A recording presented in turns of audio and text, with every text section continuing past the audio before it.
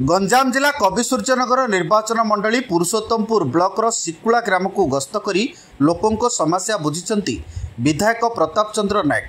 साधारण निर्वाचन रे लोकों अकुंठ समर्थन पर जनसाधारण को धन्यवाद देवा सहित सिकुला ग्रामर समस्त साही परिक्रमा करी ग्राम को सरस सुंदर भाव गढ़ी तोड़ाई वरिष्ठ व्यक्तिविशेष सहित आलोचना कर अवसर में ग्राम एक सभा अनुष्ठित होता। राज्य सरकार सामाजिक सुरक्षा योजना अंतर्गत नूतन हिताधिकारी को भत्ता बंटन करछंती विधायक श्री नायक। नुआ सरकार गठन होईची लोकों समस्यार समाधान आम पाई प्राथमिकता।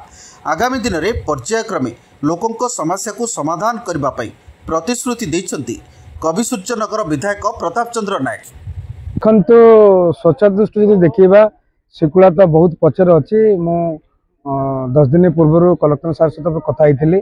आज वीडियो पीओ सहित भी कथा आम यथाशीघ्र मसे भितर जमी प्रत्येक घर आम जमी अलिया कलेक्शन करी सेग्रीगेशन सेंटर अच्छी से केमती पक्का व्यवस्था करवा एवं सिकुला को स्वच्छ पंचायत परिणत करवा से निष्पत्ति आज निगला। लोक प्रतिनिधि देते आगामी दिन में काम को निश्चित भाव त्वरान्वित करेंगे एवं आगामी दिन आप देखिए सिकुला स्वच्छ पंचायत भाव परिणत हो।